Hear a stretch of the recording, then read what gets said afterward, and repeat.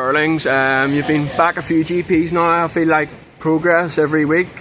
How would you sum it all up? Well, the last 2 races were mudders, so it's hard to say if we made improvement, yes or no. Obviously, I think I was 6th overall. It's the position where I really don't want to be in. I'm on the bike since the end of March, so 6 weeks by now. So getting better and better. But like normal riders, you start riding like beginning of December. So I'm actually where normal riders would be like middle of January. You know what I mean? But it's getting better. It's just I feel like I have the speed already to come close to the podium. Just the start's been letting me down, especially this weekend. So yeah, hopefully next time in France, starts will be a bit better. Yeah, I feel like the starts, like you touched on them, maybe the first 10 minutes, but I actually felt like the last 10 minutes of both motos you were riding quite good. You were catching the guys in front of you, so that must give you a bit of confidence that you're strong at the end of the motos at least. Yeah, I mean my physical has never really been an issue. You know, it's always been my stars for my entire career. I think, especially since we got from the dirt stars into the grill stars, let's say. So yeah, I mean this week actually is going to be my first test. So obviously since the new noise regulation, I just jumped on the bike, kept riding. I feel like now I'm at a speed where I'm quite close to where I used to be. Obviously, like in time practices, like last week in Porsche, I was just 0.1 off. Yesterday was like just over a second off, so I'm pretty close again to my speeds now. I feel like we can start testing and try to get the bike better. Yeah, I just need better starts. Like you see yesterday with Jago when he took a whole shot, he managed to win. Yeah. And today when he didn't have 2 good starts, he's outside top 10, I believe. So it's really depending a lot on the start right now. You know, it doesn't matter who you are. I haven't seen many guys at MXGP come from 20 to P1. And how hard would you say you are pushing out there? I mean, sometimes it kind of looks like you're riding within yourself, like you're not on the edge or anything like that. Like, how close would you be to 100%, would you say? Nah, I'm not 100% at all. Like I said, I'm like... Yeah, in terms of pushing though? I'm around 6 weeks on the bike right now, so there's still a lot of things need to get better. Sorry, but yeah, especially we all have to start working on the stars, because that's where it all starts. And yeah, you know, it's been a while since I won a moto. It's been a while since I stood on the podium. So I think I did 5 GPs now, and I think 6th right now was the best overall I got so far. I mean, it's quite disappointing still to be 6th, but I mean it's the best we've done so far this year. But just try to get better, and like I said, I hope to be back on the podium rather sooner than later. Yeah, like you say, like I mean you've been winning your whole career pretty much. What's it like when you come back in Raiola and like you're battling for 15th? You're not really used to that, but at the same time it's quite stressful, I imagine. It's maybe not even as safe as when you're out leading and you can just ride your own race. No, especially like now, I've always been in the back, like starting 10, 12 and just be in between of other guys and in the mud and just thrown away there also. It's way more dangerous than when, for example, in Portugal in that quali heat I started, I think 2nd, and I was able to ride with the top guys, you know. So where I am right now is way more unsafe as just being in the top 3 guys. So yeah, definitely coming into Raiola, I knew I wasn't going to be good. It was my 4th or 5th day on the bike in over 6 month time. So I didn't ride from, I think, 13 October, it happened with my ACL, and I think just started a couple of days before Raiola, and I just wanted to get race fit by doing races, and I almost got lapped, and now I'm already like about 30 seconds down in the motor, so I already almost gained like 1.5 minutes. So and also in time practice I was 3 seconds off. By now I'm like around a second or less. So, but the last second, that's the most difficult one to get that one off. And what's your thoughts on Lucas Koenen, the youngest ever winner of an MXGP overall? Obviously he's in the class so young at 18, most guys are at MX2, but at the minute he's looking silky smooth out there. Are you impressed? I am. Well, I'm actually not impressed at all, because I know he's very good. So why would anyone be impressed? Everyone knows he's very talented and he's a very good rider. Just with the 450, you know, it's not easy to make that jump. You saw guys like Prado, I don't know how old he was, but he was already like 19 or 20, yeah.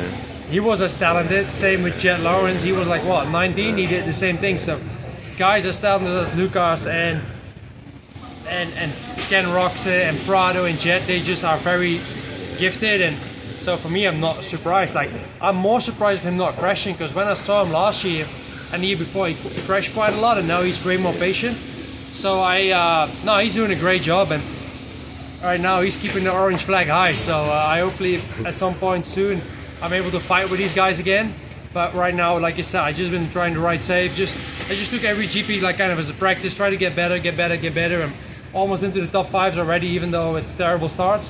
So the next thing is the podiums, and I think once we get into that zone, yeah, then it's just uphill from there. And during the week, do you mostly ride on your own, or would you put many laps in with Andrea, your teammate? He's got pretty good intensity in MX2, so maybe doing some motos and sprints with him could help. Yeah, me and Andrea, we're good friends, obviously we're teammates, but we did some session last week, but he's been, I think, in Italy for quite a bit, especially from Riola and then Arco and those races. I've only ridden with him once. Furthermore, I'm just riding with my own friends at home, just at the local tracks. That's all I've been doing. And but now it gets time to start riding with Andrea. Also, maybe do some starts with Andrea because he's been riding a bit on the 450 as well. So I mean, he really helps me on a lot of things. Even though like I've won so many races, and I was struggling so much with arm pump, and he said, hey, let's try different grips. And then I tried like grips way smaller, and my arm pump was kind of gone. So I'm like, wow. Hey man, I'm so dumb. I won 107 GPs, won 5 championships. I was too dumb to understand. Maybe I had to use like very tiny grips instead of the massive ones. So he's trying to help me out also on the start, because he's a quite good starter. Not a Coccaprado, but he's a very top starter, and I'm actually one of the worst if you look compared to my riding and my speed and throughout my career. So he's going to help me out, he said, and we're going to do some starts on the 450 together. And obviously now we got a test planned. My first test of the season. Yeah, because now, like I said before, I'm finally back a bit in shape. So yeah, hopefully in France, I mean, cannot be much worse as it was this weekend, so hopefully a bit better. Yeah, and between now and France, you'll probably race the Dutch Masters, I'd imagine, but are you planning on putting some hard pack prep in? Yeah, definitely. We're testing already on the hardpack this week, and I think after the Dutch one, I'm also gonna ride on the hardpack tracks. So I just want to try to keep on racing every single week, and I feel like, you know, I get better. Like many people forget, like, oh, Herlings, I've been doing this thing for like since 2010, so it's like my year 16 or year 17 in GP. So I ain't stayed 18 as well. So I just need a bit of time, and I'm like a diesel. I always been like I need some time to start, you know, like a starter thing. So it will get better and better. Just there's still, I think, 12 races remaining. So yeah, next thing is to hopefully slide into the top 5 and then to a podium. And obviously you raced the British Championship last year. I believe you're going to maybe do 2 this year. What do you know what round you're going to be doing yet? Most likely I'm going to do Preston Docks, and I think it's called Duns. Duns, yeah, in Scotland. Yeah, it's like 2 racing, like Saturday and Sunday or something. That's what I heard. Yeah, okay. So my man Gogglebob, he sourced me out with the British Championship. So yeah, furthermore, you know, Red Bull KTM did a great job. I think we have a really good bike. We definitely have a better bike as we did last year, even though the noise has came down. So the team has been, throughout the winter, even though a lot was going on with KTM, I think the team has been worked their butt off, because the bike definitely is better as we had last year. So now it's just up to me to make it work. And just on the future, obviously the industry isn't the best at the minute. No. Have you got a contract on the table, or you're not going to be worried you're not going to get a ride or anything like that, are you? Well, I would like to think so. I hope to still have a ride next year at some point. Nah. Right now, I don't even want to negotiate with anyone, because I feel like I'm a max, you know, like where I should be right now. I'm a between a 5th and an 8th place guy, you know. I feel like, you know, I first need to go back to the podium and then maybe start negotiating, because if I go throughout the whole year at P10, I'm not saying I will retire, but at least I won't enjoy it. So my goal is to keep racing next year for sure. And you know, a lot of things are going on with KTM right now, so there's a lot of happening, as people know, in the industry, and also the industry is not as good as it used to be, I think, financially.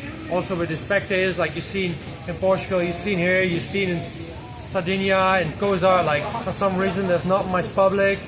The industry is quite in a low position right now, so yeah, financially that's not good for the riders. And let's say next year goes well, you get podium, some wins, maybe even battle for a championship.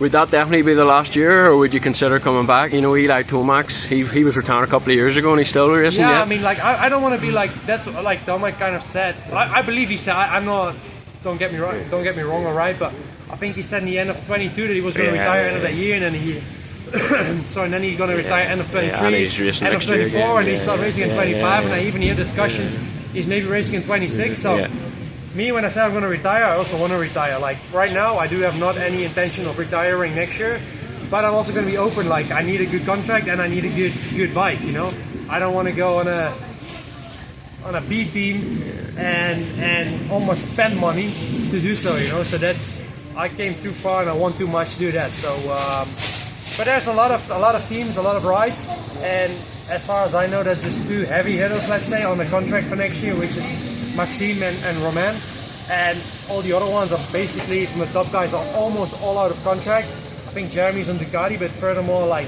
there's a lot of open, you know, spots for next year. So yeah, soon it will all start. I think, you know, where are we? May right now. So, but from my side, just want to focus on my riding and yeah, get better, and then yeah, let the riding do the talking. Right now, just focus on the job with KTM. Perfect. Well, the sport's much better with Jeffrey Herlings in it, so hopefully we get at least one more year out of you yet. Yeah, Thank you very much. All right.